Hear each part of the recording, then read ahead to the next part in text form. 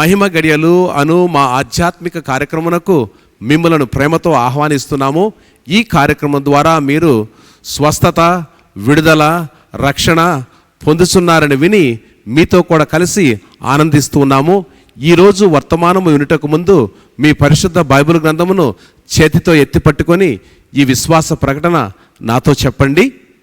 ఇది నా పరిశుద్ధ గ్రంథం, రెండంచుల ఖడ్గం, అపరంజి కంటే అమూల్యమైనది, విస్తారమైన మేలిమి బంగారు కంటే విలువైనది, తేనె కంటెను జుంటె తేనె దారుల కంటెను మధురమైనది, నా జీవిత నావకు దారి చూపే చుక్కాని, నా త్రోవకు వెలుగునిచ్చే దీపము.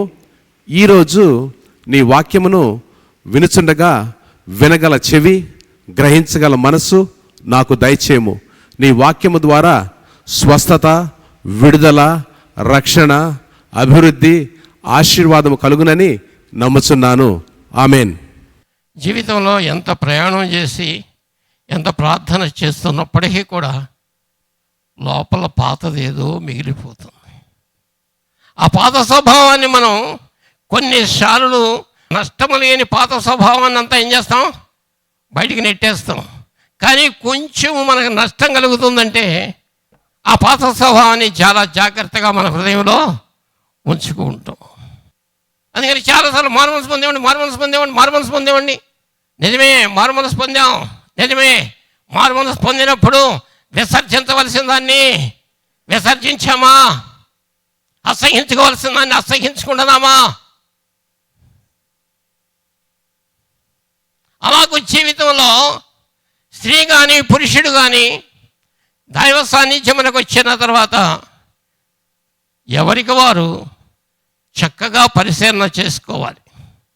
పరిశీలన చేసుకుని ఆత్మ సంబంధంగా జీవితాన్ని మలుచుకుంటే దేవుడు నీ కుటుంబాన్ని చక్కగా కడతాడు. ఎక్కడ గౌరవం ఇవ్వాలో అక్కడ గౌరవం ఇవ్వాలి. ఎవరికి? పురుషుడికి. స్త్రీ ఎక్కడ లోబడాలో, ఎక్కడ విధేయత చూపించాలో, ఎక్కడ తగ్గించుకోవాలో తన జీవితంలో ఆ స్థానంలో ఉండి తను తాను పోషించుకుంటూ తగ్గించుకుంటూ ముందుకు వెళితే దేవుని ఆత్మ పనిచేస్తుంది. ఆ కుటుంబాన్ని దేవుడు తప్పకుండా దీవిస్తాడు. ఆ కుటుంబాన్ని తప్పకుండా దేవుడు దీవిస్తాడు.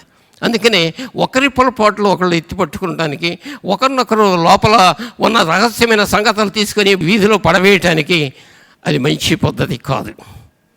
ఏదైనా ఒక లోపం ఉందనుకోండి, కన్నీరు విడవండి. లేకపోతే పక్కన సంఘం ఉన్నది, తీసుకురండి, వర్తమానం తీసుకురండి. సంఘంలో ప్రేయర్ టవర్ ఉన్నది. సంఘస్థుల్లో ప్రార్థన పరులైన వారు చాలామంది, ఆత్మ సంబంధంగా ప్రార్థన చేసేవాళ్ళు చాలామంది ఉన్నారు కనుక తీసుకుని వచ్చి ఆ లోపాన్ని ఏం చేయాలి? రహస్యంగా చెప్పండి. ప్రేయర్ టవర్ అంటే ఏంటంటే వాళ్ళు చెప్పిన సంగతులన్నీ బజార్లో చెప్పడం కాదండి. అది రహస్యమైనటువంటి స్థలము. ఎవరికి అవసరం ఉన్నదో అవసరమైన వారికి తప్ప దానిలో ఉన్న విషయాలు రెండో వాళ్ళకి తెలియటానికి వీలేదు. రెండో వాళ్ళకి తెలియటానికి వీలేదు. అంత జాగ్రత్తగా ఉండాలి. ప్రేయర్ ఎన్నో రహస్యాలు వస్తూ ఉంటాయి. నా దగ్గరకు వస్తారు చాలామంది, ఇది రహస్యం పాస్టర్ గారు, ఎవరికి తెలిస్తే ప్రమాదమే. కానీ నేను ఎవరికి చెప్పను, నా భార్యకి చెబుతాను. ఎందుకు చెబుతామో తెలుసా? నాకు ఆ టైం కుదిరినప్పుడు మేమిద్దరం కలిసి వారి కష్టాలు చెప్పారు, ఎవరు వారి సమస్యను చెప్పారో మేమిద్దరం కలిసి కొద్దిసేపు వారిని గురించి మేము ప్రార్థన చేస్తాం. అలాగే ఎక్కువ ప్రార్థనకి దేవునికి అవకాశం ఇవ్వండి.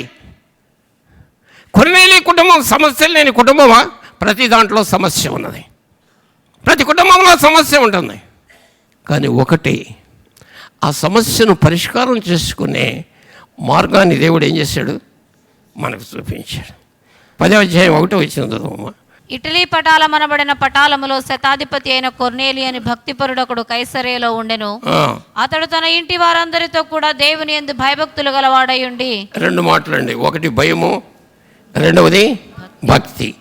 ఎందరితో కలిసి భక్తి చేస్తున్నాడు చెప్పండి అందరూ? తన ఇంటి వారందరితో కూడా. ఇంట్లో ఎవరు నేర్పించారు ఇంటి వారందరికీ భక్తి? ఆమేన్. కొర్నేలి భార్య ఇద్దరు కూడా భక్తి పరులు. హల్లెలూయా. భక్తి పరులందరూ దేవుని స్తోత్రం చెప్పండి ఒకసారి. నీవు ఒక్కడవే భక్తిగా ఉంటే చాలదు. నీ భార్యను గురించి లెక్క నీవు అప్పగించాలి. నీ భార్యను గురించి లెక్క అప్పగించాలి. నీ పిల్లల గురించి లెక్క నువ్వు అప్పగించాలి. ఒక్కడే భక్తిగా ఉంటే కుదరదు. భక్తి నేర్పించండి. కొర్నేలి దంపతులు ఇంట్లో పిల్లలకు కూడా భక్తి నేర్పించారు. పిల్లలకు మాత్రమే కాదు, ఇంకెవరికి? ఇంటి వారి అందరికీ, పనివారి అందరికీ ఎంత చక్కని భక్తి నేర్పించాడండి. అందుకని ఈ పరిశుద్ధ లేఖనంలో ఆయనకి ఎంత స్థానం ఇచ్చారో చూసారా? ఎవరికి? కొర్నేలికి ఎంత స్థానం ఇచ్చారో చూసారా? అందుకని ప్రియ దేవుని బిడ్డలారా, భక్తిలో బలహీనలు ఎంతమంది ఉన్నారు కుటుంబంలో? భక్తిలో బలహీనంగా ఉండే పిల్లలు ఎంతమంది ఉన్నారు? వారిని ఒక కంట నువ్వు కనిపెట్టు. వారి గురించి ప్రార్థన చేయి. ప్రతిరోజు ప్రార్థన చేయి. యెహోవాకు అసాధ్యమైంది ఏమీ లేదు, ఏమీ లేదు. యెహోవాకు అసాధ్యమైంది ఏమీ లేదు. వారి గురించి ప్రార్థన చేయి. నేను ఒక మ్యాగజైన్ చదివినప్పుడు దాంట్లో ఒక విషయం చదివాను. ఎందుకంటే ఆమె యొక్క కుమారుడు 22 సంవత్సరాలంట విపరీతమైన తిరుగుబాటు అంట. రోజు మంచం దగ్గర కూర్చుని ఏడ్చేదంట. ఏడిస్తే మెలకు వచ్చినప్పుడంట దుప్పటి కప్పేసుకునేవాడంట, వినపడకుండా చెవులు మూసేసుకునేవాడంట. ఇలా కొన్ని రోజులు చేసిందంట. ఆ తర్వాత పడుకున్నప్పుడు రోజు ముఖం మీద సిలువ మార్క్ వేసేదంట. కొద్ది కాలం అట్ట వేసిన తర్వాత ఆ కుర్రవాడి మనస్సు మారిందంట. హల్లెలూయా! దేవుడు మారుస్తాడు, భయపడద్దు. తప్పిపోయిన కుమారుణ్ణి వదిలిపెట్టేశాడా? తండ్రి వదిలిపెట్టాడా? తండ్రి వదిలిపెట్టలేదు. తండ్రి ఎదురు చూస్తూనే ఉన్నాడు. తప్పిపోయిన కుమారుడు తనలో ఉన్న శక్తి అంతా పోగొట్టుకున్నాడు, ఆస్తి అంతా పోగొట్టుకున్నాడు, ఆరోగ్యం అంతా పోగొట్టుకున్నాడు. ఇవన్నీ పోయిన తర్వాత నువ్వెందుకురా నాకు అన్నాడా? లేదు లేదు. ఆస్తి కోసం కాదు, ఆరోగ్యం కోసం కాదు, శక్తి కోసం కాదు. దేనికోసం? తండ్రి ధ్యేయం ఏంటి? తండ్రి ధ్యేయం ఏంటి చెప్పండి? ఆత్మరక్షణ. ఆత్మరక్షణ. బిడ్డల ఆస్తులు కాదు, ఐశ్వర్యాలు కాదు, భోగభాగ్యాలు కాదు. మీ పిల్లల ఆత్మరక్షణ గురించి మీరు ఎంతవరకు ఆలోచిస్తున్నారు? నేను చాలాసార్లు చెప్తున్నాను. కుటుంబాలుగా మీరు కుటుంబ ప్రార్థనలో కూర్చోండి. మీ కుటుంబ అవసరాలు ఏంటో ఒక లిస్టు రాసుకోండి. లిస్టు రాసుకొని అందరూ కలిసి ఏక మనసుతో దేవుని దగ్గర ప్రార్థన చేయండి. హల్లెలూయా! Praise God. దేవుని దగ్గర ప్రార్థన చేయండి. ప్రతి అవసరతను క్రీస్తు యేసు నామములో దేవుడు తీరుస్తాడు. మీకు ప్రతి అవసరతను తీరుస్తాడు. ఎవరిని విడిచిపెట్టద్దు. పురుషులు రక్షణ పొందకపోతే విడిచిపెట్టద్దు. స్త్రీలు రక్షణ పొందకపోతే విడిచిపెట్టవద్దు. ఇంట్లో వారు రక్షణ పొందకపోతే విడిచిపెట్టలేదు. ఎవరెవరు రక్షణ పొందాలో వారందరి విషయంలో కూడా ప్రత్యేకంగా నువ్వు ఒక సమయం కేటాయించుకొని, నీకు అనుకూలమైన సమయాన్ని కేటాయించుకొని వారందరి విషయంలో నువ్వు ప్రార్థన చేయి.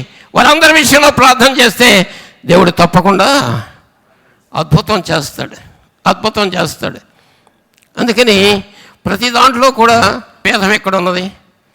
పడన స్వభావం ఎక్కడ ఎక్కువ మంది ఈ కాలంలో కనపడిందంటే ఒక మనిషితో ఇంకో మనిషిని పొసగని పరిస్థితి వచ్చేసిందండి.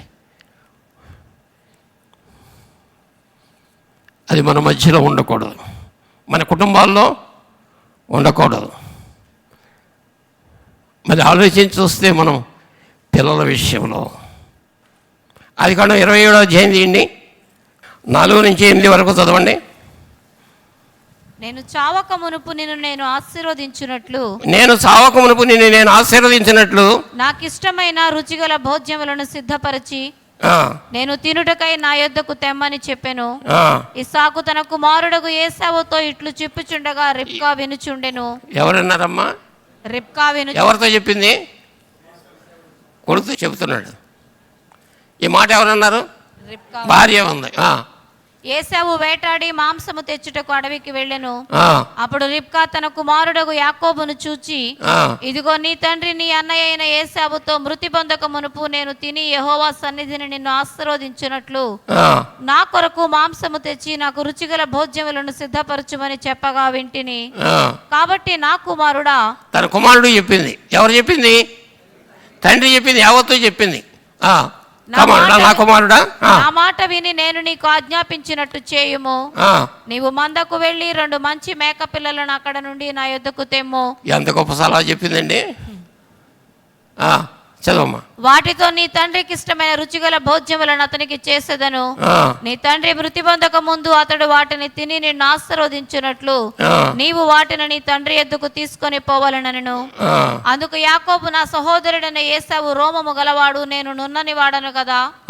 ఒకవేళ నా తండ్రి నన్ను తడవి చూచుచు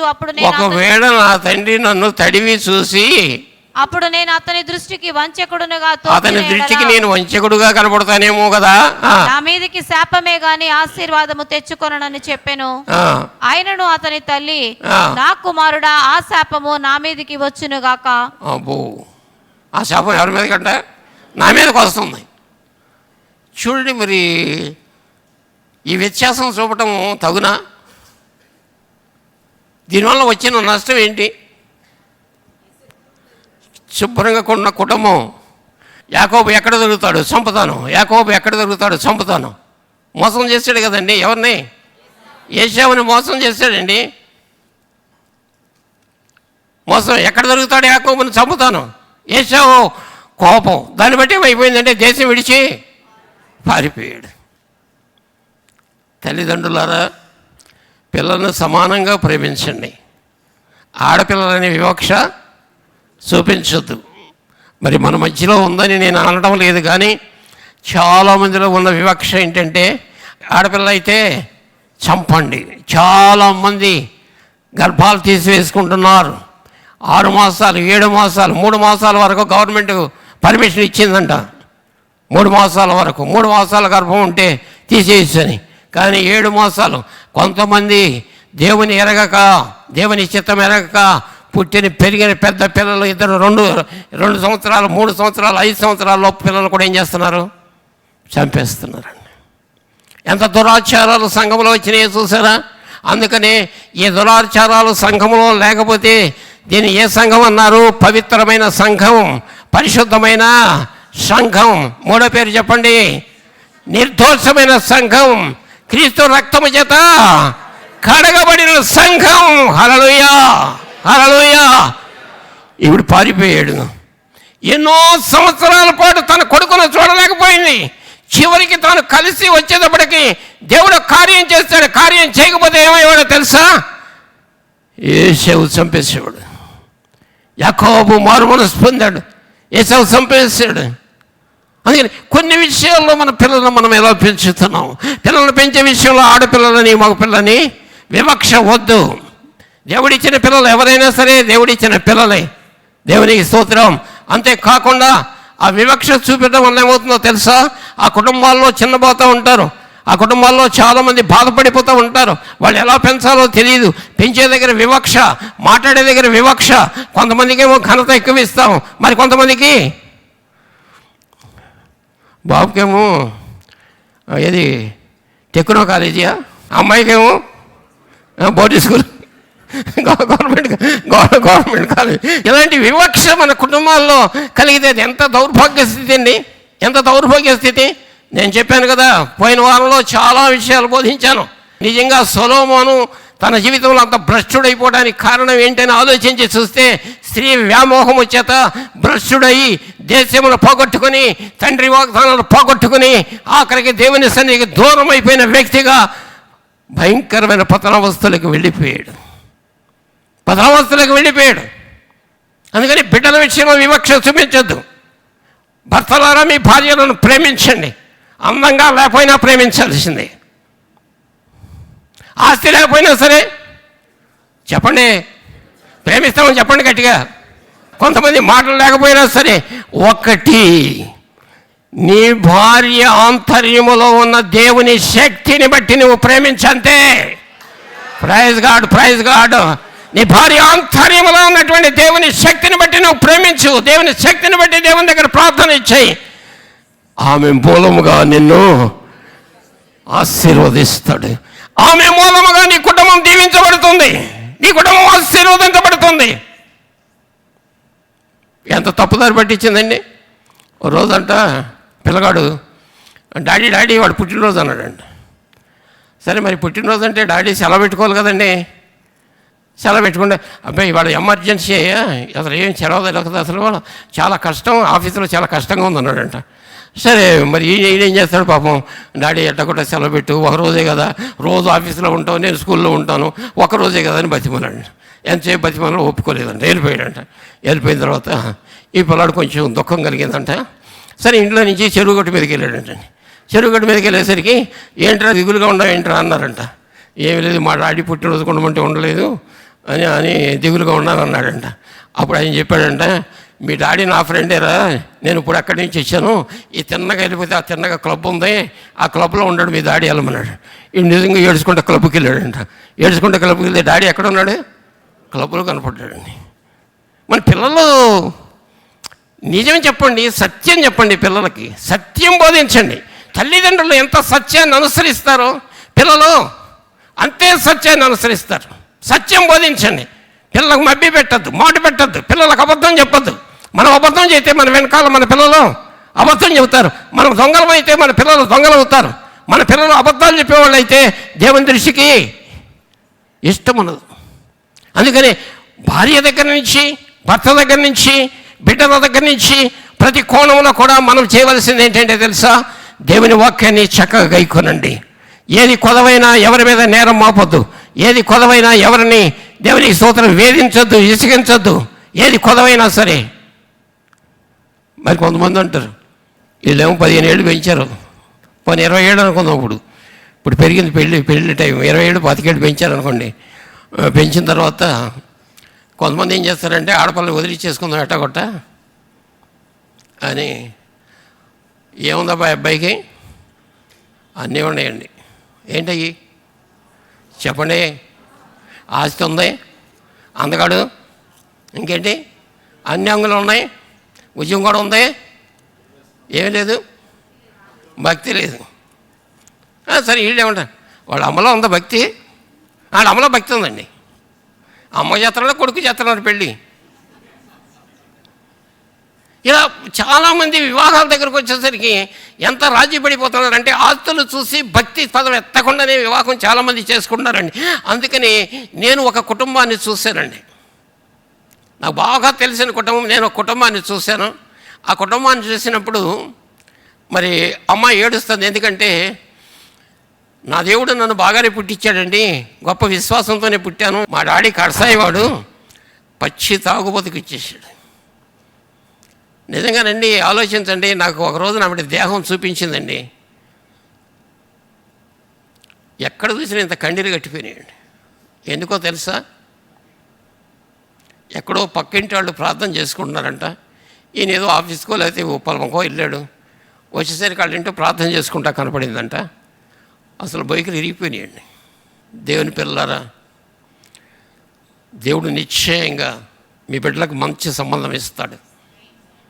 వాళ్ళ గొంతు కొయ్యొద్దు, వాళ్ళ ప్రాణం తీయొద్దు, వాళ్ళ భక్తిని పాడు చేయొద్దు. అందసందాలు ఐశ్వర్యాలు పై వేషం చూస్తున్నారు. అందుకనే సొలొమోను అన్నాడు కదండి, ఏమన్నాడు, దేవునికి స్తోత్రం, పై వేషం చూస్తున్నారు, దేవునికి స్తోత్రం, పై వేషం చూడొద్దు, లోపల ఆంతర్యంలో శక్తి ఉన్నది. ఇప్పటికీ అప్పుడప్పుడు ఎప్పుడో ఒకసారి నాకు 6 నెలలకో 3 నెలలకో ఫోన్ చేస్తుంది ఆవిడ ఫోన్ చేసినప్పుడు కన్నీళ్ళు తప్ప ఏమీ లేదు. ఎందుకు బ్రతుకుతున్నానంటే దేవుని వాక్యం చిన్నప్పుడు అంట ఓ పాస్టర్ గారు చెప్పారంట, ఆత్మహత్య చేసుకుంటే నరకానికి వెళతామని చెప్పాడంట. నరకానికి వెళ్లకుండా దెబ్బలు తిని ఎముకలు ఇరిగిపోయినా సరే నరకానికి వెళ్లకుండా పరలోకానికి వెళ్ళటం కోసం ప్రార్థన చేసుకుంటున్నాను అందండి. Praise God. ఎంత వాక్యం ఎంత గట్టిగా పట్టుకుందో చూసారా. అందుకని పిల్లల విషయంలో మీరు మొట్టమొదటి నుంచి జాగ్రత్తగా ప్రవహించండి, క్రమశిక్షణలో పెంచండి, భక్తిలో పెంచండి, పిల్లలకు దేవుని వాక్యాన్ని తెలియచేయండి. దేవుని వాక్యం ఎక్కడ ఉన్నదో అక్కడే గొప్పతనం ఉన్నది, దేవుని వాక్యం ఎక్కడ ఉన్నదో అక్కడే దీవెన ఉన్నది, దేవుని వాక్యం ఎక్కడ ఉన్నదో సకల ఆశీర్వాదాలు కూడా దేవుని వాక్యంలో నుంచి వచ్చినాయి. ఈ బయట ప్రపంచంలో ఉన్న ఆశీర్వాదాలన్నీ కూడా సాతాను ఎత్తుకెళ్ళిపోయి మన ఆశీర్వాదాలు వాళ్ళకి ఇచ్చాడు. ఇప్పుడు ఏంటంటే మనం భక్తి చేస్తే అక్కడి నుంచి మన దగ్గరికి వచ్చేస్తాయండి. ప్రైజ్ గాడ్, ప్రైజ్ గాడ్, హల్లెలూయా. అందుకని పిల్లల విషయంలో భక్తిలో పెంచండి, దేవుని కృపలో పెంచండి. 2 మాటలు ఆయన చదువుకుని ముగించేద్దాము. దేవునికి స్తోత్రం. ఎందుకంటే భక్తి చేసుకునే వాళ్ళకి వచ్చే గొప్ప ఆశీర్వాదం ఏంటో ఒక 2 మాటలు నేను చెప్తాను చూడండి. దేవునికి స్తోత్రం. ఇర్మియా 11:16 అది చక్కని ఫలము గల పచ్చని ఒలీవ చెట్టని యెహోవా నీకు పేరు పెట్టెను. గొప్ప తుఫాను ధ్వనితో దాని మీద మంట పెట్టగా దాని కొమ్మలు విరిగిపోవచ్చున్నవి. ఆమేన్. 115 కీర్తన 13వ వచనం. యెహోవా యందు భయభక్తులు గల వారలారా, యెహోవా యందు నమ్మిక ఉంచుడి. ఆయన వారికి సహాయము, వారికి కేడెము. ఆయన వారికి సహాయము, వారికి కేడెము. యెహోవా మమ్మను మరచిపోలేదు, ఆయన మమ్మను ఆశీర్వదించును. యెహోవా మమ్మల్ని మర్చిపోలేదు, మమ్మల్ని ఆశీర్వదించును. ఆయన ఇశ్రాయేలీయులను ఆశీర్వదించును. ఆయన ఇశ్రాయేలును ఆశీర్వదించును. అహరోను వంశస్థులను ఆశీర్వదించును. అహరోను వంశస్థులను ఆశీర్వదించును. పిన్నలనేమి పెద్దలనేమి తన యందు భయభక్తులు గల వారిని యెహోవా పిల్లలనేమి పెద్దలనేమి తన యందు భయభక్తులు గల వారిని ఆశీర్వదించును. యెహోవా మిమ్మును మీ పిల్లలను వృద్ధి పొందించును. ఆమేన్. యెహోవా మిమ్ములను మీ పిల్లలను వృద్ధి పొందించును. ఆయన నైవేద్యములన్నిటినీ జ్ఞాపకము చేసుకొనును గాక. నీ దహన బలులను అంగీకరించును గాక. నీ దహన బలులను అంగీకరించును గాక. నీ కోరికను సిద్ధింపజేసి నీ ఆలోచన యావత్తును నీ కోరికను సిద్ధింపజేసి నీ యావత్తు ఆలోచనలను సఫలము చేయుగాక. యెహోవా నీ రక్షణను బట్టి మేము జయోత్సాహము చేయుచున్నాము. ఆమేన్. 118 కీర్తన 26వ వచనం. యెహోవా పేరట వచ్చువాడు ఆశీర్వాదమందును గాక. యెహోవా మందిరములో నుండి మేము దీవించుచున్నాము. యెహోవాయే దేవుడు, ఆయన మనకు వెలుగును అనుగ్రహించి ఉన్నాడు. యెషయా 66:12. యెహోవా ఈలాగు సెలవిచ్చుచున్నాడు, ఆలకించుడి, నది వలె సమాధానమును ఆమె యొద్దకు పారజేయుదును. నది వలె సమాధానం మన మీద పారజేయును. మీరు జనముల ఐశ్వర్యమును అనుభవించున్నట్లు. మీరు జనముల ఐశ్వర్యము, యెహోవా మాట విని పిల్లలేమి పెద్దలేండి కుటుంబం దేవుని వాక్య ప్రకారం జీవిస్తే జనముల ఐశ్వర్యం మీరు అనుభవించదురు. ఒడ్డు మీద పొర్లిపారు జల ప్రవాహము వలె మీ యొద్దకు దానిని రాజేతును. మీరు చంకను ఎత్తి కొనబడెదరు, మోకాళ్ల మీద ఆడింపబడెదరు. ఒకని తల్లి వారిని ఆదరించినట్లు నేను మిమ్మల్ని ఆదరించెదను. నేను మిమ్మల్ని ఆదరిస్తాను, నేను మిమ్మల్ని ఆశీర్వదిస్తాను, మీ జీవితాలను కడతాను, మీకు మేలు చేస్తాను. మీరు భయపడవద్దు.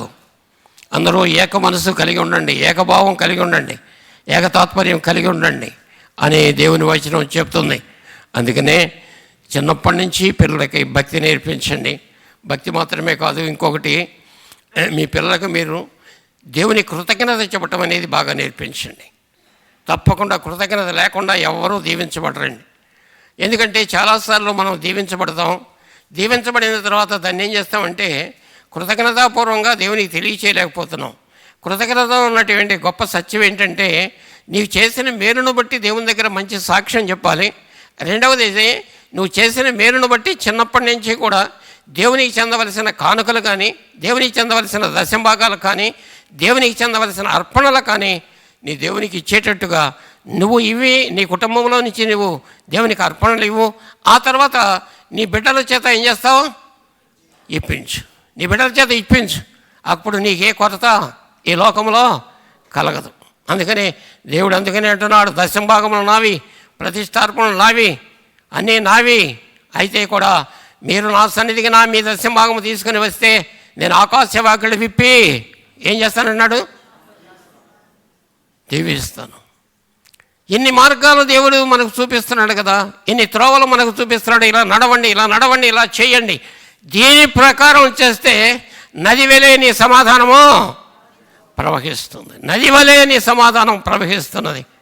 అంతేకాకుండా ప్రియ దేవుని బిడ్డలారా, వాక్యం విన్నట్టుగా మనసులో ఎక్కడైనా వికల్ప స్వభావాలు, వేరువేరు భావాలు, ఒకరి మీద ఒకరు పడని స్వభావాలు, ఒక ఇంట్లోనే ఉండి ఒక ఇంట్లోనే తింటూ ఒక మంచం మీద పడుకుంటూ వేరువేరు అభిప్రాయ భేదాలు కలిగి జీవించడం వల్ల దానివల్ల శైతానికి దారి కలగజేసినట్టే, శైతానికి మార్గం చూపించినట్టే.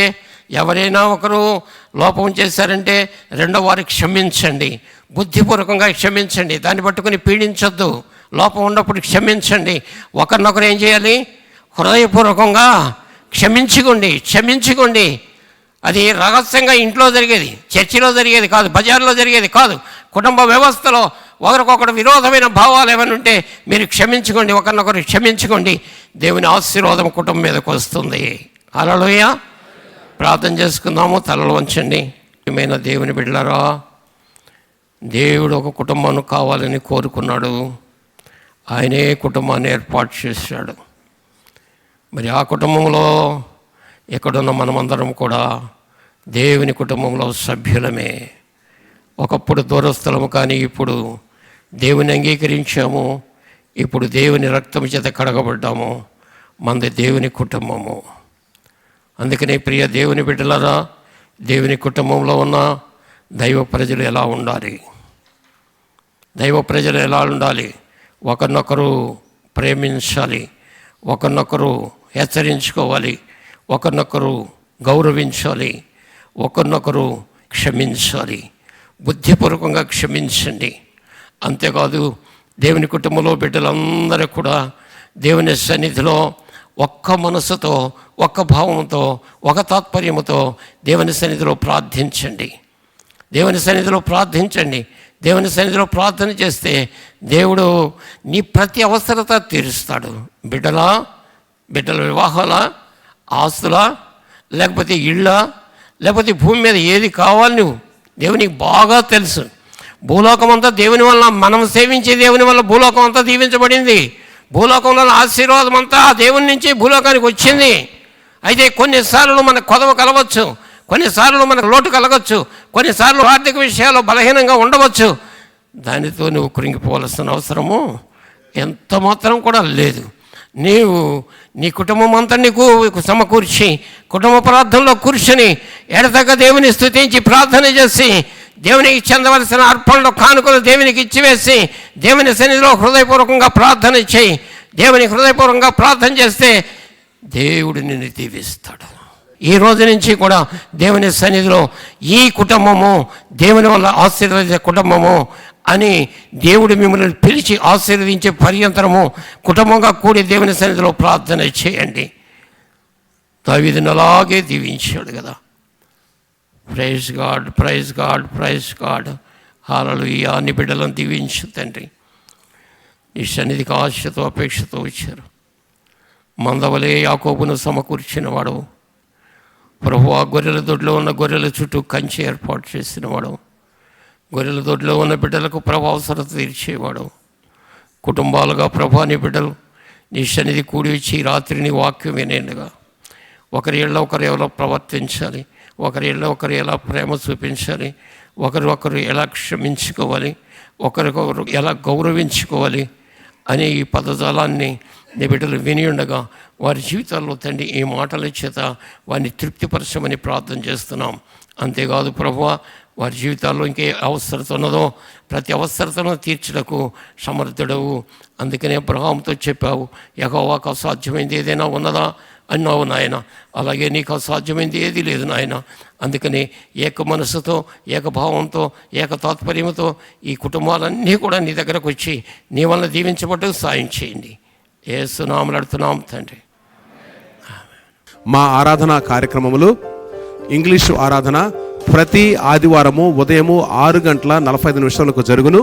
తెలుగు ఆరాధన ప్రతి ఆదివారము ఉదయము 8:30 గంటలకు జరుగును. ఉపవాస ప్రార్థన ప్రతి శుక్రవారము సాయంత్రము 6:30 గంటలకు జరుగును. ఆపరేషన్ మాంగూస్ లేక పురుషుల ఉదయకాల ప్రార్థన ప్రతి బుధవారము ఉదయము 5 గంటలకు జరుగును.